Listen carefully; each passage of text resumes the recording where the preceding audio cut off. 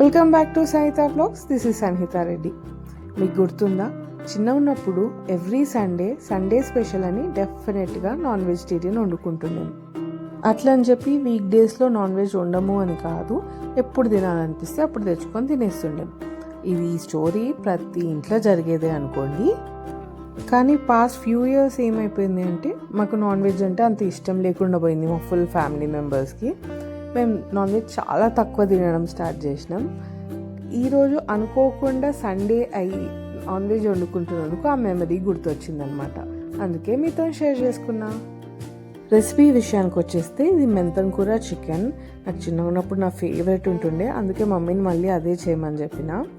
First hot ఆయిల్లో అన్ని మసాలాస్ వేసుకోవాలి. లైక్ దాల్చిన చెక్క, ఆకు, జీరా వేసేసుకొని అది మంచిగా ఫ్రై అయినాక ఆనియన్స్ వేసుకొని గోల్డెన్ కలర్ కావాలి. దాని తర్వాత జింజర్ గార్లిక్ పేస్ట్ వేసేసుకోవాలి. కొంచెం ఎక్కువనే వేసుకోవాలి, బికాజ్ చికెన్ కదా, అప్పుడే టేస్ట్ వస్తుంది. దాని తర్వాత టమాటోస్ కూడా వేసుకొని మూత పెట్టేసుకోండి. కొంచెం మగ్గినాక ఇక మొత్తం చికెన్ 1 by 1 ఇట్లా యాడ్ చేసుకోండి, వాటర్ లేకుండా. దాని మీద మూత పెట్టేసుకోండి. చికెన్లో ఉన్న వాటరే బయటికి వచ్చేస్తుంది, ఆ వాటరే సరిపోతుంది అనమాట. మనం అసలు వాటర్ యాడ్ చేసుకోక్కర్లేదు. ఇది కొంచెం చికెన్ కర్రీ కావాలి అంటే వాటర్ యాడ్ చేసుకోండి, వద్దు అంటే అట్లనే వదిలేయండి. మంచిగా ఫ్రై టేస్ట్ సూపర్ ఉంటుంది. కానీ నాకు ఇది కర్రీ కనుక లాస్ట్లో కొన్ని వాటర్ యాడ్ చేస్తాను. సో ఈ చికెన్ సపరేట్గా చేసుకోవాలి. మెంతం కూర దీంట్లోనే యాడ్ చేసేసుకుంటే చేదు అయిపోతుంది అనమాట. సో మెంతం కూర మంచిగా ఫ్రెష్గా కడుక్కోండి, ఇసుక లేకుండా, మట్టి లేకుండా. ఇదంతా మంచిగా సపరేట్గా ఫ్రై చేసేసుకోండి. ఇప్పుడు నేను వీడియోలో చూపిస్తున్నట్టు ఇట్లా కొంచెం బ్రౌనిష్ కావాలన్నమాట. అప్పుడే అది మంచిగా చేదు లేకుండా ఫ్రై అయిపోయినట్టు. ఇప్పుడు ఇదంతా తీసుకెళ్ళి ఆ చికెన్లో మిక్స్ చేసేసుకుందాం. మళ్ళీ చెప్తున్నా, మీరు డైరెక్ట్గా ఆకు దీంట్లోనే వేసేస్తే చేదు అయిపోతుంది, మొత్తం వేస్ట్ అయిపోతుంది, జాగ్రత్త.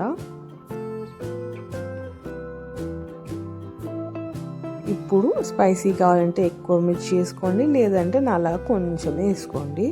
అండ్ ఇప్పుడు మనం సాల్ట్ యాడ్ చేసుకుంటాం. దాని తర్వాత ధనియాల పొడి కూడా యాడ్ చేసేసుకోవాలి. వీటిని అంతా మంచిగా మిక్స్ చేసుకోండి, ప్రతి ముక్కకి పడతట్టు. ఇప్పుడు మనం గ్రేవీ చేస్తున్నాం కనుక దీంట్లో కొంచెం వాటర్ యాడ్ చేసేసుకోవాలి. అండ్ వాటర్తో పాటు కోకోనట్ పౌడర్ కూడా వేసేసుకోండి. అప్పుడే మంచి గ్రేవీ వస్తుంది అండ్ టేస్ట్ కూడా చాలా ఇంప్రూవ్ అవుతుంది.